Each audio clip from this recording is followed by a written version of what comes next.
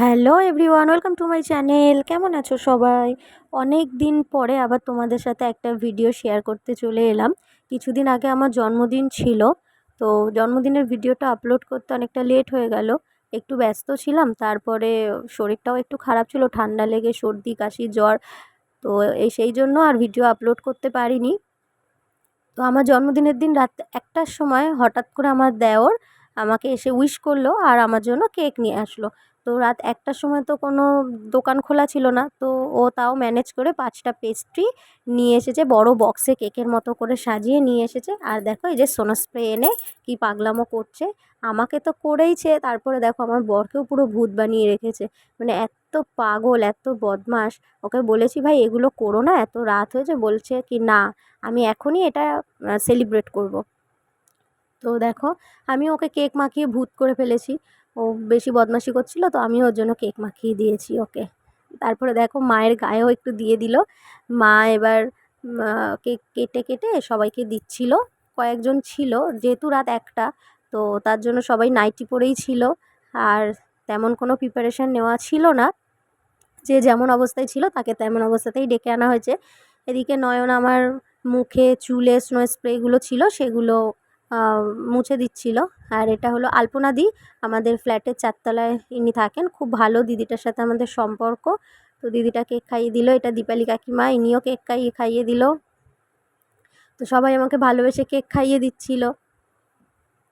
তো আমিও সবাইকে ভালোবেসে কেক খাইয়ে দিয়েছি, বাট সবারটা তোলা হয়নি। তো ভিডিওটা তো আমি তুলিনি, যে করেছে সে পুরোটা করেনি আর কি।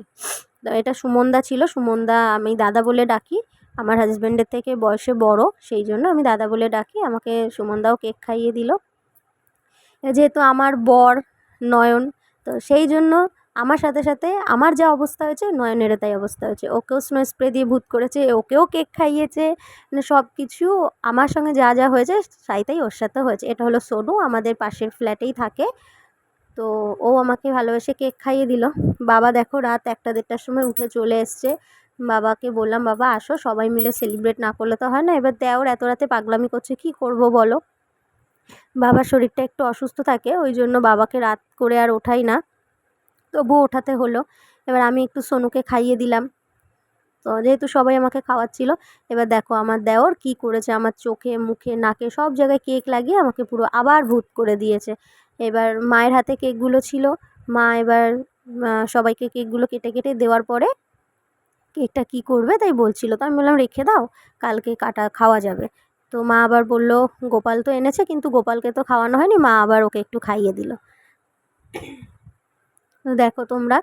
তো তারপরে আমরা ঘরে চলে এসেছিলাম। সবাই চলে যাওয়ার পরে আমি আর নয়ন নিজেদের ঘরে এসে এই মানে বক্সটা আনবক্স করলাম। এটা নয়ন আমাকে গিফট করলো। এই গিফটটা ও আমাকে আমার বার্থডেতে দিল। আমাকে এই ইয়াররিংটা গিফট করলো, যেটা আমার খুব পছন্দের। আর আমি এরকম ইয়াররিং পরতে খুব পছন্দ করি। আর এই পেস্ট্রি দুটোও এনেছিল আমার জন্য। আমি ব্ল্যাক ফরেস্ট পেস্ট্রি খেতেও খুব পছন্দ করি, যার জন্য ওই পেস্ট্রি দুটোই আমার জন্য এনেছিল। আর এই ডিওটা আমাকে গিফট করেছিল, মানে যেগুলো আমার দরকার অ্যাকচুয়ালি ও সেগুলোই গিফট করেছিল। অন্য কোনো আজে বাজে জিনিস বা নর্মাল কোনো জিনিস গিফট করেনি। যেগুলো আমার প্রয়োজনীয় সেগুলোই আমাকে গিফট করেছে। তারপরেও আমাকে একটু কেক খাইয়ে দিল, যেহেতু এটা আমাদের পার্সোনাল টাইম, তাও আমি তোমাদের সাথে শেয়ার করলাম। এখানে আমি আর ওই শুধু ছিলাম আমাদের রুমের ভেতরে, সবাই শুয়ে পড়েছিল। তারপরে ও আমার জন্য পিৎজা এনেছিল, পিৎজাটা খেয়ে আমরা রাতে ঘুমিয়ে পড়লাম। তারপরে সন্ধেবেলায়, পরের দিন সন্ধেবেলায় কাকিমারা এসেছিলো। কাকিমাদের নেমন্তন্ন ছিল আমাদের বাড়িতে। রাতে যারা যারা ছিল সবার নেমন্তন্ন ছিল। দেখো কাকিমারা খুব নাচ করছিল, দুজন কাকিমা। তারপরে মা বাবা দুজনেই নাচ করছিল। বাবা যেহেতু লাঠি ছাড়া ঠিকমতো দাঁড়াতেই পারেন না, তাও বাবা একটু নেচেছে, চেষ্টা করেছে। আমার খুব ভালো লেগেছে দিনটা। তারপরে দীপালি কাকিমা আমাকে গিফট করলো। আর কত আদর করছে দেখো, খুব আদর করছে। মানে আজ সেই দিনটা আমার নিজেকে নায়িকা নায়িকা মনে হচ্ছিল অ্যাকচুয়ালি। তারপরে আলপনাদি আসলো, আলপনাদি একটু লেট করে এসেছিলো, এসে আমাকে এই বুকেটা গিফট করলো, যেটা খুব সুন্দর। তারপরে সবাই মিলে খাওয়া দাওয়া করতে বসে গেল। আমি বিরিয়ানিটা বাইরে থেকে কিনে এনেছিলাম, আর চিকেন কষাটা নিজের হাতে ঘরে বানিয়েছিলাম। তো সবাইকে আমি বলেছিলাম টেবিলে বসতে, বাট বললো না টেবিলে তো সবাই মিলে হবে না, কিন্তু একসাথে বসে খেতে গেলে নিচেই বসে খেতে হবে। ওরা নিচেই কমফোর্টেবল, সেই জন্য দেখো কাকিমা কীভাবে চিকেনটা খাচ্ছে আর বলছে খুব সুন্দর হয়েছে। তো যাক, সবাই খেয়ে ভালো বলেছে, এটাই আমার খুব ভালো লেগেছে। মাকেও আমি বলছিলাম, মা কেমন হয়েছে, যেহেতু চিকেনটা নিজের হাতে বানিয়েছি যার জন্যই জিজ্ঞাসা করছি, না হলে তো দোকানের হলে তো আর জিজ্ঞাসা করতে পারতাম না।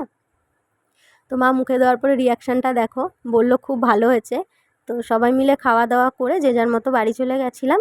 দেখা হবে নেক্সট ব্লগে, টাটা।